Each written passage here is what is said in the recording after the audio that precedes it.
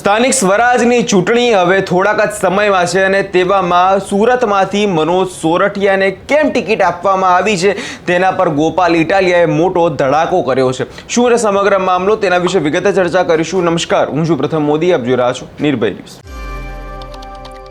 સ્થાનિક સ્વરાજની ચૂંટણીને આમ આદમી પાર્ટી હવે ખૂબ જ ગંભીરતાથી લઈ રહી હોય તેવું લાગે છે, કેમ કે છેલ્લા કેટલાય દિવસોથી જોઈએ આમ આદમી પાર્ટી આ ચૂંટણીને લઈ ખૂબ જ એક્ટિવ મોડમાં જોવા મળતી હોય છે અને દરેકે દરેક પગલું જે છે એ આમ આદમી પાર્ટી ફૂંકીને ભરતી હોય તેવું લાગી રહ્યું છે.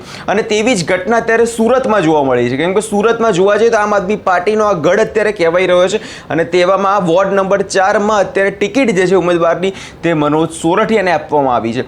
જેના પછી અનેક ચર્ચા વિચારણા કરવામાં આવી કે શા માટે મનોજ સોરઠિયાને જ ટિકિટ આપવામાં આવી છે. મનોજ સોરઠિયા અત્યાર સુધી પડદાની પાછળ રહીને કામ કરતા હતા, તો હવે અચાનક એવું તો શું થયું કે તેમને ટિકિટ આપવામાં આવી છે. હવે આ જ મુદ્દે ગોપાલ ઇટાલિયા મેદાને આવ્યા છે, તેમણે શું કહ્યું છે સૌપ્રથમ તે સાંભળી લઈએ. નમસ્તે મિત્રો, હું છું ગોપાલ ઇટાલિયા.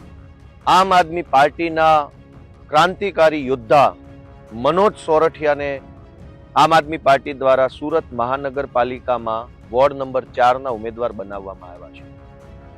મનોજ સોરઠિયાને જ કેમ અને સુરતમાં જ કેમ, આ બે પ્રશ્નોના જવાબ ગુજરાતભરની જનતાએ જાણવા જરૂરી છે.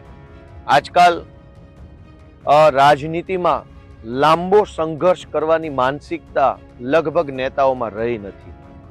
દરેક નેતા એવું ઈચ્છે છે કે શોર્ટકટ મળે તો ભાગી જવું છે, સારી ઓફર મળે તો ભાગી જવું છે. એવા જમાનામાં સતત 12-13 વર્ષ સુધી કોઈ પણ પ્રકારના પદ વગર, કોઈ પણ પ્રકારની ટિકિટ વગર, કોઈ પણ પ્રકારની અપેક્ષા વગર એક જ પાર્ટીમાં 12-15 વર્ષ સુધી કામ કરનાર કોઈ વ્યક્તિ હોય તો એ છે મનોજ સોરઠિયા. એ પોતે ઉદ્યોગપતિ હતા. ભાવનગર જિલ્લાના મહુવા તાલુકાના મોદા ગામના અંતરિયાળ વિસ્તારમાં ખેડૂત પરિવારમાં જન્મેલા મનોજભાઈ સ્વબળે સ્વમહેનતથી ફાર્માસિસ્ટ બન્યા આજથી અનેક વર્ષો પહેલા. મારા કરતા તો ઉંમરમાં 10-15 વર્ષ મોટા છે. વર્ષો પહેલા ખેડૂત પરિવારમાં, વણ પરિવારમાં જન્મેલ એક વ્યક્તિ ફાર્માસિસ્ટ બને એ બહુ મોટી ઘટના કહેવાય. ગામડામાંથી શહેરમાં ભણવા જવું, જાતે ભણવું, જાતે આગળ વધવું, આજુબાજુમાં ભણતરનો માહોલ ન હોય એવા સમયમાં ભણવું એ મોટી વાત છે. અને ભણ્યા પછી તેઓ પોતે સ્વબળે બિઝનેસ સ્થાપ્યો.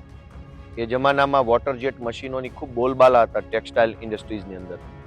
સુરતની અંદર વોટર જેટ મશીનના બહુ મોટા ડીલરે હતા. ઇન્ટરનેશનલ લેવલે કામ હતું. એક ઓફિસ એમની દિલ્હીમાં હતી, એક સુરતમાં હતી અને એક વિદેશમાં હતી. મહિનામાં, વર્ષમાં 6 મહિના ભારતમાં, 6 મહિના વિદેશમાં રહેતા, ખૂબ પૈસા કમાતા અને સારું જીવન જીવતા હતા. 2012માં જ્યારે અન્ના આંદોલન થયું, ભ્રષ્ટાચારની વિરુદ્ધમાં વ્યવસ્થા પરિવર્તન કરવાનો એક વિચાર દેશભરમાં જાગ્યો, ત્યારે મનોજભાઈ પોતાના કામ ધંધામાંથી સમય કાઢી અને આંદોલનની અંદર પોતાનું યોગદાન આપવા લાગ્યા. સમય જતાં એમને એવું લાગ્યું કે રાજનીતિ બદલવી એ ખૂબ જરૂરી છે અને રાજનીતિ બદલવા માટે સારા માણસોનું રાજનીતિમાં આવવું એ પણ ખૂબ જરૂરી છે. અને એટલે એમણે ફૂલ ટાઈમ રાજનીતિ 2012થી સ્વીકારી લીધી. 2012ની પહેલા તો એ બહુ મોટો ધંધો કરતા હતા. વિદેશમાં એમની ઓફિસો હતી, ભારતમાં એમની ઓફિસો હતી, દિલ્હીમાં ઓફિસ હતી, બધું જ હતું. ખૂબ પૈસા કમાતા, પણ ફૂલ ટાઈમ રાજનીતિમાં 2012થી આવી ગયા. અરવિંદ કેજરીવાલના સૌથી નજીકના અને સૌથી જૂના સાથી તરીકે એ ઓળખાય છે. 2012માં તો આમ આદમી પાર્ટી બની, દિલ્હીમાં જીતી, પણ ગુજરાતમાં શું તો કે કંઈ નહીં. 2013માં 14, 15, 16, 17, 18, 19 આટલા વર્ષો સુધી એમણે આમ આદમી પાર્ટીમાં ગુજરાતમાં સક્રિય રીતે કામ કર્યું. દિલ્હીમાં 2 વખત જીતી, પણ ગુજરાતમાં શું 2012થી લઈ અને 2019-20 સુધી ગુજરાતમાં આમ આદમી પાર્ટી એક મજબૂત રાજકીય પરિબળ તરીકે ઉભરી આવી ન હતી. તેમ છતાંય મનોજભાઈ એક અડગ મનના માનવી તરીકે વ્યવસ્થા બદલવી છે, રાજનીતિમાં બદલાવ લાવવો છે, એવો જે સંકલ્પ લઈને 2012માં આવ્યા હતા, એ સંકલ્પને મજબૂતીથી પકડી રાખ્યો. અનેક ચડાવ ઉતારોની અંદર પણ મજબૂતીથી આમ આદમી પાર્ટી સાથે જોડાયેલા રહ્યા. અને અત્યારે હું એમ કહી શકું કે આમ આદમી પાર્ટીમાં અત્યારે હાલમાં જૂનામાં જૂનો કોઈ માણસ જો હોય તો એ મનોજ સોરઠિયા છે. આટલા વર્ષો સુધી સફળતા મળે ન મળે, લોકોનું સમર્થન મળે ન મળે, ટિકિટ મળે ન મળે, હોદ્દો મળે ન મળે, અને હોદ્દો તેમજ ટિકિટ મળ્યા પછી પણ એનું સમાજમાં કંઈ સ્થાન મળે ન મળે, દરેક બાબતની ચિંતા કે પરવા કર્યા વગર તારી હાંક સુણીને કોઈ ના આવે તો તું એકલો જાને રે, એમ મનોજ સોરઠિયા એકલા એકલા ડગલા ભરતા ભરતા ભરતા ભરતા આજ 2026 ની અંદર આમ આદમી પાર્ટીમાંથી સુરત મહાનગરપાલિકાના ઉમેદવાર બન્યા છે. આમ જુઓ તો આજે કેટલા વર્ષોનો લાંબો સંઘર્ષ કરીને અમે બધા અહીંયા પહોંચ્યા છે. એમાં મનોજભાઈનો સંઘર્ષ તો જુઓ, 1.5-2 વર્ષ સંઘર્ષ કરે ને 4-5 આંદોલન કરે તો ગમે તે માણસ ગુલાટી મારી જાય છે. મનોજભાઈ સોરઠિયા જેલમાં ગયા છે, નિર્મા આંદોલનમાં ભાગ લીધેલો મહુવામાં એની જેલમાં ગયેલા, એ સિવાય અનેક બીજા આંદોલનોમાં જોડાયા, અને છતાંય હિંમત હાર્યા વગર જે સપનું 2012માં જોયું હતું કે વ્યવસ્થા બદલવી છે, રાજનીતિ બદલવી છે, એ બદલવા માટેનું લક્ષ્ય લઈને આજે આમ આદમી પાર્ટીના ઉમેદવાર બન્યા છે. ગુજરાતમાં આજે આમ આદમી પાર્ટી અવગણી ન શકાય, નજરઅંદાજ ન કરી શકાય, અંગ્રેજીમાં ઇગ્નોર ન કરી શકાય એવું સજ્જડ બમ રાજકીય પરિબળ તરીકે આમ આદમી પાર્ટી ગુજરાતમાં ઉભરી આવી છે. તો એની પાછળ મનોજભાઈ જેવા અનેક બીજા નિષ્ઠાવાન કાર્યકર્તાઓના યોગદાનનો શ્રેય છે. અનેક કાર્યકર્તાઓએ આ પાર્ટી ટકાવી રાખી. અને સુરતમાં જ કેમ, મનોજભાઈની જ ટિકિટ કેમ, એનો મેં જવાબ આપ્યો કે આ માણસ છે કોણ? 12 વર્ષ સુધી, 15 વર્ષ સુધી એક જ પાર્ટીમાં તમે નિષ્ઠાથી ટકી રહ્યો તો તમે હકદાર છો કે તમને પાર્ટીમાં તમે જે માગો એ મળવું જોઈએ. અને સુરતમાં જ કેમ? સુરત મિત્રો, હું તો એમ કહીશ કે અમદાવાદ કરતા પણ ઇન્ટરનેશનલી વધારે કનેક્ટેડ સુરત છે. સુરતના હીરાનો ઉદ્યોગ એ આંતરરાષ્ટ્રીય ખ્યાતિ ધરાવે છે. સુરતનો કાપડ ઉદ્યોગ એ આંતરરાષ્ટ્રીય ખ્યાતિ ધરાવે છે. સુરતની અંદર પોર્ટ છે, દરિયો છે, એ દરિયો પણ આંતરરાષ્ટ્રીય રીતે વેપારનું એક માધ્યમ છે.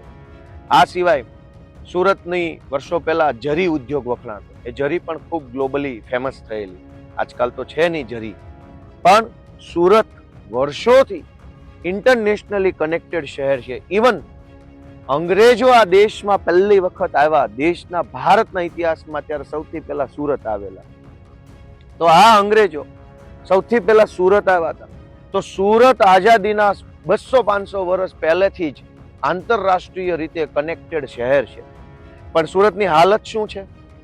સાંકડા રોડ, તૂટેલા રસ્તાઓ, ટ્રાફિક જામ, ચારો તરફ કચરાના ઢગલાઓ, ભ્રષ્ટ નેતાઓ, સરકારી સત્તા તંત્રની દાદાગીરીઓ, દરેક કચેરીમાં ધરમ ધક્કાઓ, પૈસા આપો તો કામ થાય નહીં તો ન થાય, ચારો તરફ ગેરકાયદેસર બાંધકામો, અને માણસને જીવન જીવવા માટે જે કાંઈ 4-5 જીવન જરૂરી વસ્તુઓ હોય, જેમાં શાળા સારામાં સારા સરકારી દવાખાના, સારામાં સારી પબ્લિક ટ્રાન્સપોર્ટ સુવિધા, ટ્રાફિક અને ગેરકાયદેસર બાંધકામ ફ્રી શહેર, આટલી સુવિધાઓ જો એક શહેરમાં 30 વર્ષ પછી ભાજપ ઊભી ન કરી શક્યું હોય તો આપણને જરૂર છે એક સારા વિઝન વાળા નેતાની.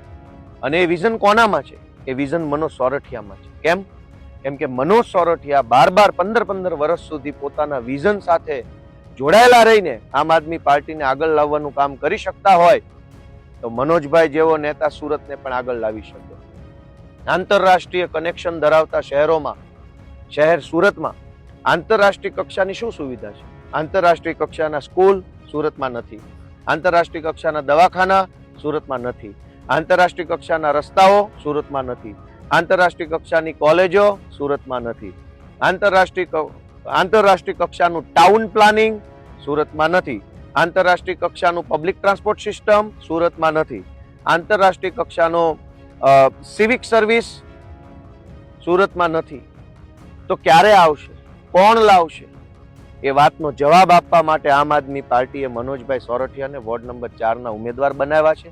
આશા રાખીએ કે સુરતની જનતાનો ખૂબ આશીર્વાદ આમ આદમી પાર્ટી, મનોજભાઈ સોરઠિયા અને અમારા સૌ ઉમેદવારોને મળે અને આંતરરાષ્ટ્રીય કક્ષાનું શહેર તરીકે સુરતને આમ આદમી પાર્ટી આવનારા 5 વર્ષમાં ડેવલપ કરશે એવી અભ્યર્થના સાથે સૌને ખૂબ ખૂબ એટલે જે રીતે અત્યારે સ્થાનિક સ્વરાજની ચૂંટણીનો ગરમાવો ચાલી રહ્યો છે ને તેવામાં આ સવાલ જ્યારે ખૂબ ચર્ચામાં આવ્યો કે મનોજ સોરઠિયા અત્યાર સુધી તો પડદાની પાછળ રહીને કામ કરતા હતા, હવે કેમ અચાનક તેમને ટિકિટ આપવામાં આવી છે તેનો ખુલાસો કરતા ગોપાલ ઇટાલિયાએ કહ્યું કે 15 વર્ષ સુધી જે એક પાર્ટીમાં રહીને કોઈ પણ પદ મેળવ્યા વગર પણ જે પાર્ટીની સેવા કરે, પાર્ટીનું હિત ઈચ્છે તેવા એક સારા ઉમેદવારને હવે સ્થાનિક સ્વરાજની ચૂંટણીમાં સુરતમાંથી લડાવવા માટે આમ આદમી પાર્ટી અત્યારે ઈચ્છી રહી હતી અને તેના જ કારણે હવે મનોજ સોરઠિયાને ટિકિટ આપવામાં આવી છે, કેમ કે સુરતની જનતાને હવે સારા નેતાની જરૂર છે, સારા વિચારવાળા અને સારા આગળનું વિચારે તેવા કામ કરવાવાળા નેતાની જરૂર છે. તેના જ કારણે મનોજ સોરઠિયાને જે સુરતમાંથી અત્યારે ટિકિટ આપવામાં આવી છે.